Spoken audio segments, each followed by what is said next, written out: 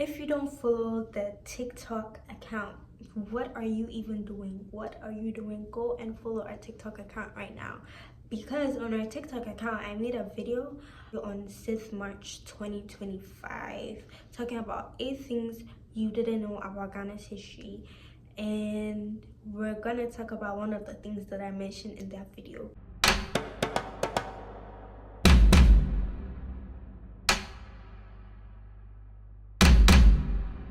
Hey guys, hi, welcome to my history podcast. So the last thing that I mentioned, like the last thing that you didn't know about Ghana's history is that war broke out in Ghana because somebody insulted the Ashanti king.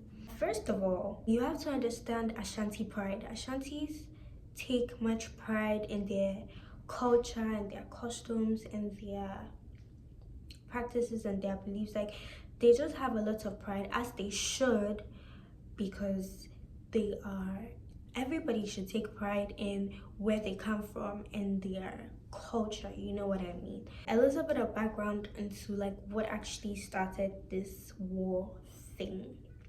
Now, we're gonna go back to the 19th century, and by the 19th century we mean the 1800s, to clarify.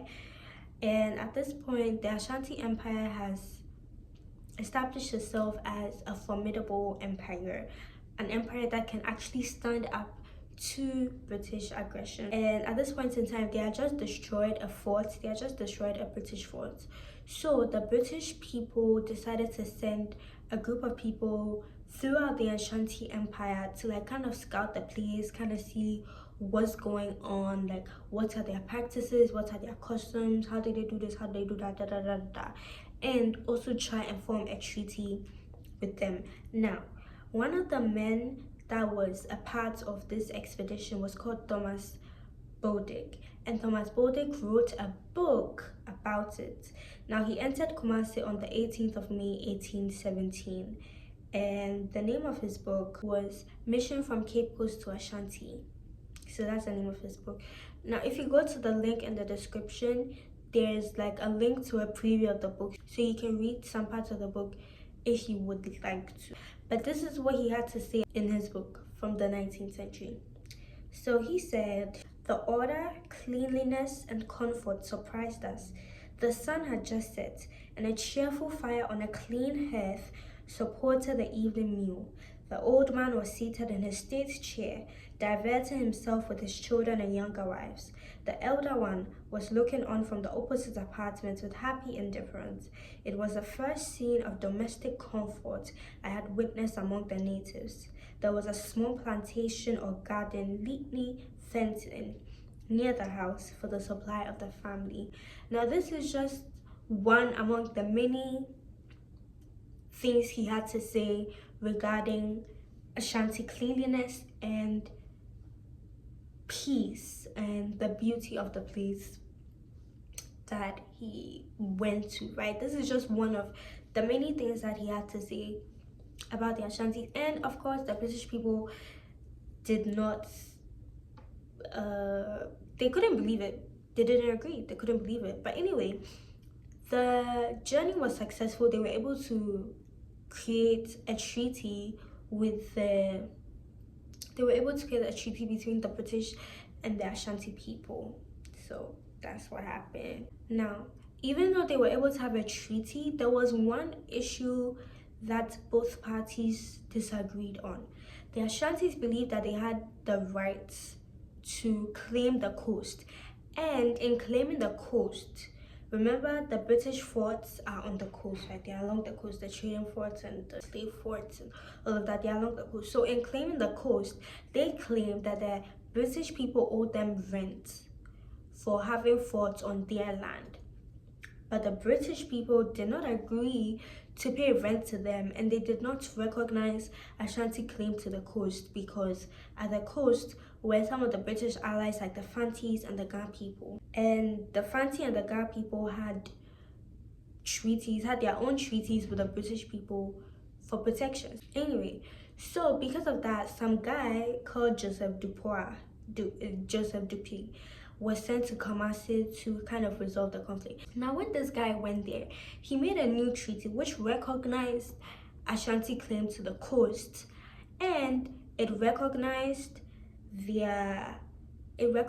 Ashanti Empire's right to collect rent from the British, and therefore renounced British protection of the coastal states. So when this Joseph Dupuy guy came back with a new treaty, the British were like, no, like, this doesn't make sense. We're not gonna pay rent, and we're not gonna let the Ashantis come and take over these little territories that we kind of control, and that we have treaties with, right? So he renounced the treaty. When this happened, the Ashantis were like, you can't be serious. Like, we made the first treaty, you didn't agree. We made the second treaty, you agreed, and then now you're telling us that you don't agree. Like, you're not a serious person, so we don't trust you. So that led to like some tensions between the British and the Ashantis. Now, things became worse when a report made by a commander of the West Africa Squadron came out. And in that report, he reported that there were some faults that weren't being taken care of.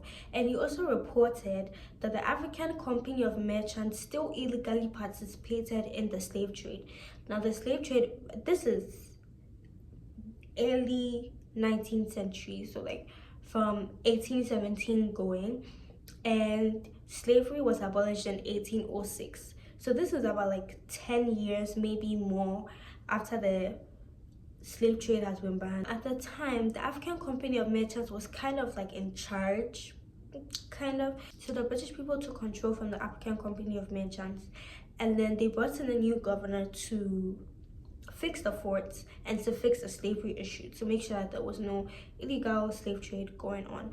Now, when this guy came, obviously the African merchant trade guys, the African Company of Merchant guys were already there, and they didn't approve of this guy who had come to take their authority and had come to take their power, and so they didn't collaborate with him. Now, because they didn't collaborate with him, he knew absolutely nothing about the place that he was brought to govern. He knew nothing about, you know, the customs and all of that. He was very much ignorant, and they weren't cooperating with him, so he decided to focus on other stuff that had to do with trade. He wasn't focused on, you know, fixing up the forts and fixing the issue of slave trade. So the new governor was General Sir Charles McCarthy, and he arrived on Cape Coast on my birthday, 28th March in 1821. So by this time, 1820s, the British people had agreed to help the Fantis against Ashanti aggression.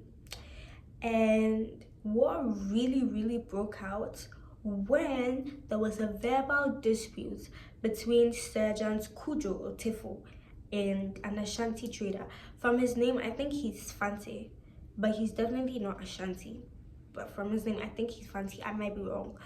But this guy called Sergeant Kujo Otifo, he was reported by the British to have grossly abused the king of Ashanti, and he said Cormantine and Saturday, which was referring to the battle at Cormantine, where the Ashanti king Nana Obiri Yeboah was beheaded. Back to the subjects of Ashanti pride. Ashantis take much pride in their culture, take much pride in their customs, take much pride in their royals. So that situation where their king was beheaded was very much devastating to them, and it was a taboo to talk about it. Nobody spoke about it. It didn't happen. It didn't happen. Our king was not beheaded. No, we don't. So the fact that the guy mentioned that was a very big insult to the Ashanti trader. Now, I guess the dispute ended just at that. It was a dispute. Weeks later, the guy goes missing. Guess who's taking him? It's the Ashanti War Group. The Ashanti War Group kidnaps the guy and beheads him. So that's what happens. And then shortly after that, a British group lands into an Ashanti trap and 10 people are killed and the British had to retreat.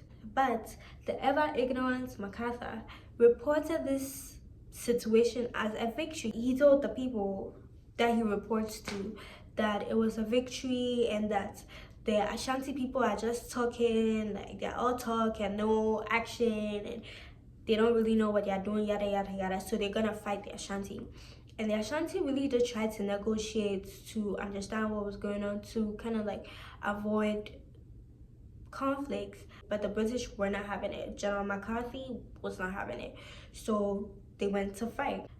General McCarthy asked for the Royal African Corps, and the Royal African Corps is a disciplinary military group of black and white soldiers that were typically used to discipline soldiers that had gone wayward, but they were the only group available to General McCarthy to help him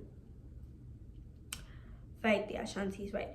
So he got together the Royal African Corps and they went to fight the Ashantis.